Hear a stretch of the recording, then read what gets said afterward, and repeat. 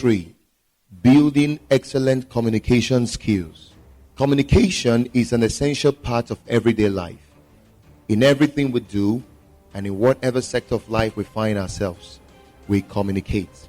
Communication is an inseparable component of human life as well as a basic requirement for success. One of the fastest ways of getting almost everything you want in life is through the power of communication. The importance of effective communication cannot be overemphasized because people and society either succeed or fail to the degree they are able to communicate. It may interest you to know that a greater part of civilization was not built on just the scientific and technological inventions of great men, but were also built on great speeches, sayings, and pronouncements of great philosophers, authors, poets, and speakers. Most of the philosophies and speeches of great men like Aristotle, Socrates, Plato, Abraham Lincoln, John F. Kennedy, Martin Luther King Jr., Gandhi, and so on, contributed greatly in advancing civilization and shaping our world today. The emergence of a black man as President of the United States of America was made possible by the compelling speech of the notable, renowned social crusader, Martin Luther King Jr., whose great passion and vision for social equality was encapsulated in the phrase, "I have a dream." A businessman could win a contract over another simply because he has good communication skills. A graduate could get a job because he was able to express himself more logically, convincingly, and clearly than other applicants during the interview. A young man can win the love and affection of a lady not because he's more handsome than the other guy present, but because he simply has a way of passing shivers on the body of the lady through his mastery of excellent communication. Whether you believe it or not, everything moves in the direction of your communication, whether positive or negative, favorable or unfavorable. In order to succeed in the corporate world, you need to master the techniques and skills of excellent communication. You must realize that effective communication is beyond just saying anything. It is beyond speaking English. It is far beyond using big vocabularies. Effective communication is about passing across a given message or series of messages in a way or manner that captivates the mind, emotions, and interest of listeners. Communication is more than talk. It is an art. As such, needs to be mastered. Communication is a tool for competition. It is a tool for competing in business, family, relationship, career, leadership, education, and so on. Your ability to communicate with meaning, clarity, and style is the basis for any meaningful success you hope to accomplish. In the 21st century labor market, employers are not only interested in how good your CV or credentials are. Beyond what your paper has to offer, job givers are more interested in what you have to say during the job interview. They simply want to hear you out per se, and this is only possible through effective oral communication. To win in the corporate world, you must be able to speak or communicate your message, thought, and idea in a manner that is creative, clear, convincing, and captivating. Let me bring to your knowledge the fact that good communication is learned. No effective speaker was born that way. Great speakers were trained and made. Any man, and that includes you, can do what every other successful man has done in life by picking up the necessary challenges and applying the principles that led to their success. Anybody can become a powerful and proficient speaker, whether endowed with it or not. This can possibly be accomplished through constant practice and interest. For instance, notable orators like Cicero, Aristotle, Martin Luther King Jr., Adolf Hitler, Abraham Lincoln, Winston Churchill, Franklin Roosevelt, Obafemi Awolowo, Margaret Thatcher, and numerous others all became great speakers through constant practice, despite the fact that some were gifted speakers. Effective speaking is not reserved for popular preachers, civil activists, statesmen, politicians, and lawyers. In short, That certain individuals have the innate ability to stand in front of an audience without fear or anxiety to give a moving and dynamic speech is not disputable. But Steve Mandrell, 1987, has rightly pointed out that the people we consider great speakers usually has spent years developing and practicing their skills. Such people always overcome mediocrity by using the basics of organization, preparation, delivery of speeches, as well as dealing with anxiety. Once these basic principles are at hand, the ability can always be built for practical demonstration. Don't forget that any person can be called upon to make a speech anytime and in any situation. And in fact, that any determined person could do it very well is strongly confirmed by these immortal words of Waldo Emerson. I quote, "All great speakers were bad speakers at first," of course. Meaning, they later perfected themselves through determination to be experts, or they later became experts by imbibing the necessary principles of effective speaking, as you can find in the next segment of this topic. How to develop your speech power. If you want to develop your speech power, the following tips are necessary. Number one, spend time regularly with a good dictionary, evaluating the weight and texture of the words you find there. Number two, read great speeches / biographies and literature texts. Look for good examples of effective wording. When you discover a well-tuned phrase, stop and mull over it. Why is it effective? On the other hand, when you discover a poorly expressed idea, try to discover why it is poor, so you can reward it in a language that communicates it more effectively. Number three, read newspapers and study the written styles of columnists, news writers alongside the editorials. Number four, watch television to see how experts speak. Study and examine carefully their choice of words. Number five, read and ponder on quotations from notable authorities. They make for a great deal of inspiration. Do all this vehemently and you will be surprised at your new level of speech performance.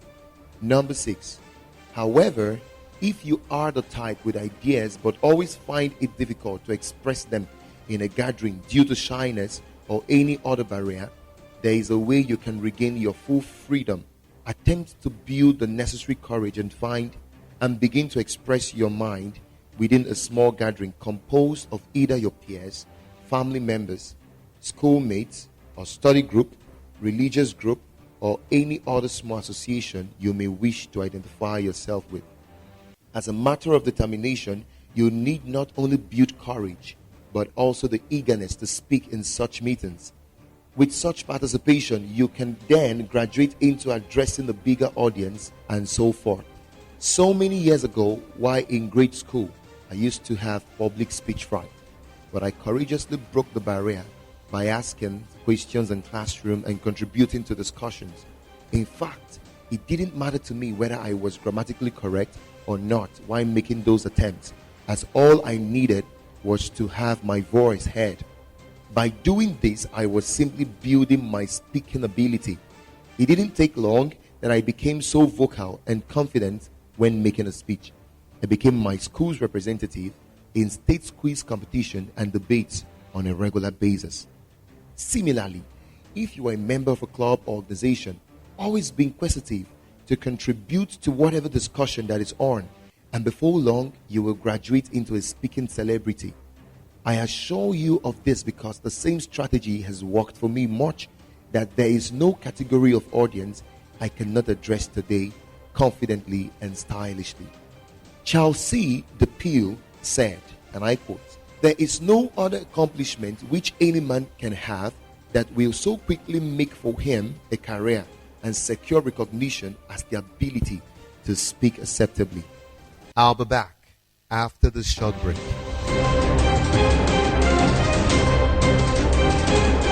Do you need a place to experience a refreshing moment with God and a family just to pull away from home? Then Preston Hills Church is for you. Join us for an undiluted Word of God and a breathtaking worship, Sundays 7 a.m. and Wednesdays 5 p.m. at 27 Omer Road, GRA, Abakaliki. You can contact us on 0706 4572 123, 0816 2234 838, or on our social media handles Facebook, Twitter, and Instagram at Preston Hills, on YouTube channel Preston Hills TV, or visit us today at www.prestonhills.org. Preston Hills, raising global leaders. We love.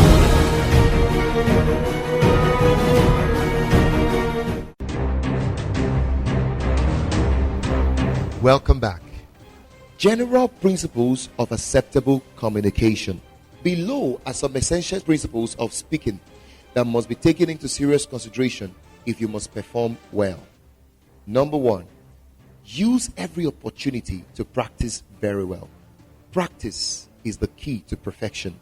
Every top performer in the art of speaking understands the importance of this principle. For you to become a proficient speaker at any gathering, you must be ready to pay the price for practice and training. Success is not really possible until you have taken out quality time to prepare yourself. Number 2, conquer every sense of self-defeatism. You must refuse to accept defeat of any kind. Success in speaking is a matter of self-confidence. You must be determined to eliminate all sense of fear and thoughts of defeat. Most people do very poorly at speaking because they conclude their failure so fast before they open their mouth to speak. Never allow fear permeate your mind. Number 3, build your talk into sequential segments or components. According to Aristotle in his written rhetoric about 2,500 years ago, the basics of giving a good speech include: have a central idea, know your audience, divide the talk into beginning, middle, and the end. So, for easy understanding by your audience, break your talk into the above components or arrange your points sequentially. Number 4, know thoroughly what you are going to talk about. Only an insane person will stand up to talk in front of people without the knowledge of what to say. In fact, Duke of Wellington explains it all when he says, I quote, "Don't speak until you are sure you have something to say and know just what it is. Then say it and sit down." Of course. Number 5, crowd your audience together. This is very important because no group of people is easily influenced when it is scattered. Number 6, greeting. It is important that you greet your audience before you start your talk. This is the gateway to gaining their attention. In any case, the nature of the gathering determines how it should be done. A young man addressing a gathering of elders needs to bow down his head as he greets them, according to most African cultures. The same is applicable to your kinsmen and senior in-laws. Why a gathering of your mates requires simple greeting, for instance, ladies and gentlemen. Number 7, get full attention from your audience before you speak. This is important because talking to a noisy audience doesn't yield any results. Number 8, identify yourself with your audience. This has to do with introducing yourself to your audience. This should be done before presenting your speech. Many of your listeners would want to know the person speaking to them. Number 9, arouse curiosity. To do this, you can start with an interesting story that can capture the interest of your listeners. Number 10, speak with contagious enthusiasm. By contagious enthusiasm, we refer to strong feeling of excitement and interest for something and desire to be involved in it. This is very important in making a speech. You need to charge the entire atmosphere with contagious enthusiasm and excitement if you must get full attention. Number 11, add enough force to your voice. If your audience must take you serious, let your voice be forcefully audible and lively. If you speak with energy and all forcefulness, the process has a way of affecting your delivery positively. No wonder Dale Carnegie asserts, and I quote, "If a speaker believes in the thing earnestly enough and says it earnestly enough, he will get adherents to his course." Of course. Number 12, spice your talk with humor and jokes. Do this especially in entertainment speeches. This helps to diffuse tension. Number 13, gesticulate with your hands and body as you communicate. It helps to drive home your point successfully, as well as keeping you flowing. Number 14, establish solid eye contact. Don't allow your eyes to wander off your audience if you must sustain the talk once you start. As long as you are looking someone right in the eyes, there is no way that person can avoid listening to you intently. In other words, real eye contact almost guarantees that your listeners will understand exactly what you are trying to pass across. Number 15, pronounce your words clearly while speaking. This is to avoid cut off and misconceptions. Number 16, never talk longer than your audience is willing to listen. Bear in mind that it is a cardinal sin in communication to go over time. Always promise to be brief and be really brief. Do use your time judiciously. Number 17, wear a friendly smile. You could be serious, but don't be too stiff before your audience. Share a cordial smile with them occasionally in the course of giving your speech. It will convince them that you care about them in a friendly manner. Number 18, speak from experience and blend it with the topic. Tell your audience what life has taught you as the person speaking. For instance, if you're a married man speaking on marriage, give concrete examples from your marital experience to make the situation real. Number 19, give lots of illustrations and examples. Show example of what you are saying from your life. Demonstrate it. Avoid saying things only on abstract basis. Number 20, make your audience a partner in your talk by asking questions. This will help you with the necessary feedback that can lead you to know how far they're following you. Number 21, dress neatly and decently. In most cases, your appearance determines how you are to be treated by your listeners. So, dress neatly and decently, and you will get a decent attention. Spicing your speech with humor. One good way to speak attractively in public is to spice your speech with humor. There are many good reasons for incorporating humor or anecdotes in your speeches. 1, it can help to capture the attention of your audience successfully. 2, starting with a joke puts everything at ease and in turn helps to diffuse tension from both your listeners and yourself as the speaker. A well-told joke or anecdote can brighten up and enrich any talk, even a very serious address. After all, it is a mark of exceptional people to be able to feel humor even under adverse conditions. We remember and admire great people for their wit as well as their humorous utterances. In short, it makes their presentation memorable. However, the kind of humor that works well in a speech is the friendly and natural one. Don't also forget that humor should be used judiciously so your speech exercise is not seen by your audience as a mere piece of fun in totality. Importantly, don't tell any joke that you cannot blend with the subject of your speech or that particular occasion. Your jokes must be made to agree with your speech, ending your speech with humor. Just like the beginning, it is also suitable to close a speech with a humor. If you leave your audience laughing and applauding, you will exit, but an extremely positive impression about you will remain. Another good reason to leave them laughing is to avoid the hall remaining deadly silent as you walk back to your seat. Again, finishing a speech humorously gives you and the audience an opportunity to feel great. In short, speeches that are for entertainment purposes especially should have the audience laughing. It is very important. Nevertheless, if the subject is not appropriate to end with laughter, you could end with a touching story or quotation that leaves the audience thoughtful and quiet. Though even in the most serious communication, listeners can benefit from humor, yet the humor should be sparingly used either at the beginning or at the end of your speech. But in the case of non-entertainment speeches, don't put it at the end because your audience may consider the attitude flippant and unserious. The summary, therefore, is this: don't be afraid to use humor when you speak in public, but make sure you do it right. How to manage impromptu speech successfully. By impromptu speech, we mean the type of speech expected of you to make without any pre-information.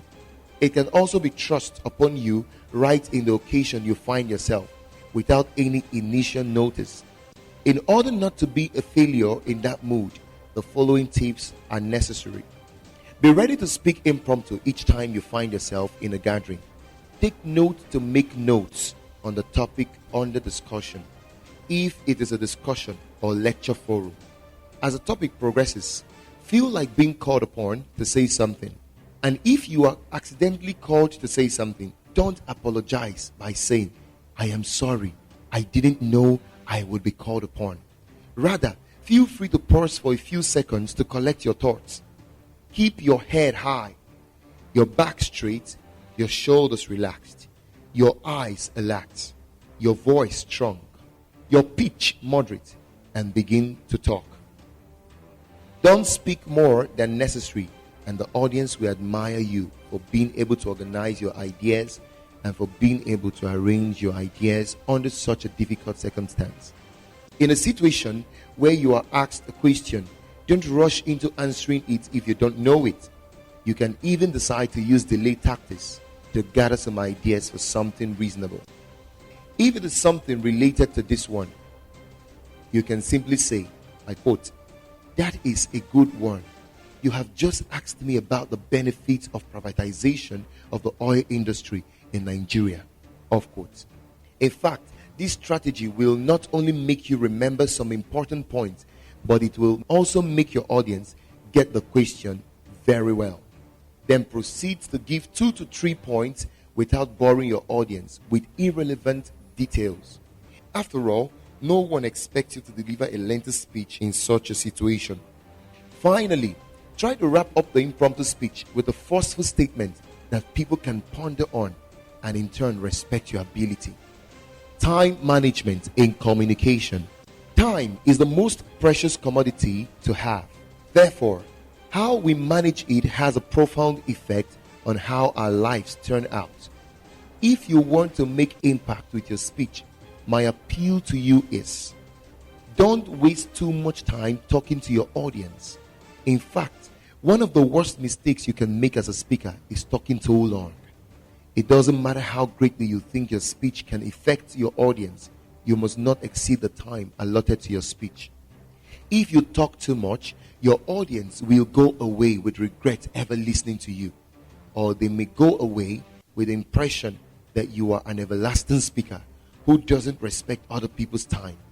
Don't let this happen to you. Simply say what you have.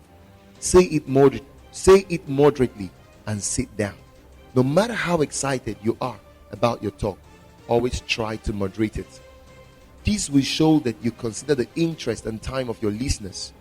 Speak moderately and release them. Apart from boredom, your listeners might have other engagement.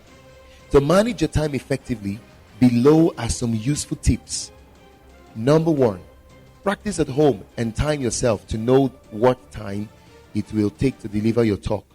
Number 2, be conscious of looking at your timepiece or wall clock as you present your speech. Have someone moderate you to avoid talking too long. Tell them to send you a round-off signal note.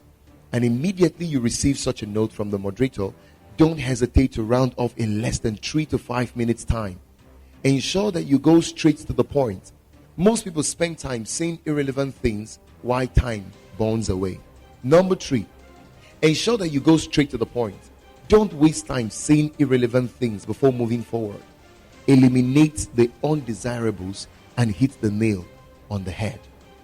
Number 4, don't overemphasize a point that requires moderate emphasis.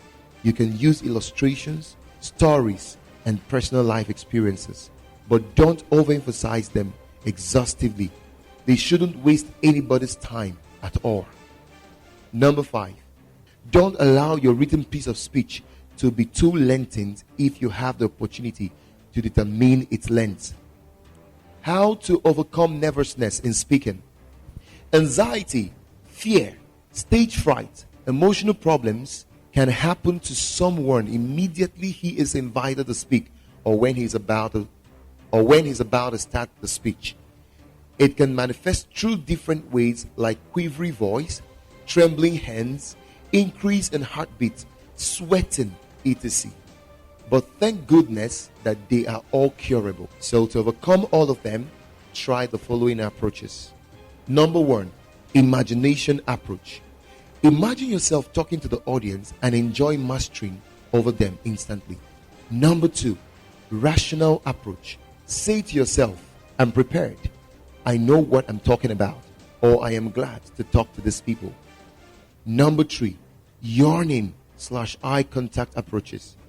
To overcome a quivery voice, yawn several times to lose your jaws before you start to talk. Intensify your eye contact and focus on the audience faces very well. Then lower your pitch and control your breath and begin to speak clearly. Number 4, foot positioning approach. To overcome shaking hands, organize yourself very well. Use movements to diffuse that nervous energy. Change your foot position. Lean forward to make a point. Move your arms to shake off the nervousness. It will be over. Number 5, confidence approach. To overcome a pounding heart, settle down peacefully. Stimulate or awake your inbuilt confidence and put it into action. Number 6, finally, to avoid stage fright, see your audience as one familiar person, a family member or playmate. This can help you to feel at home.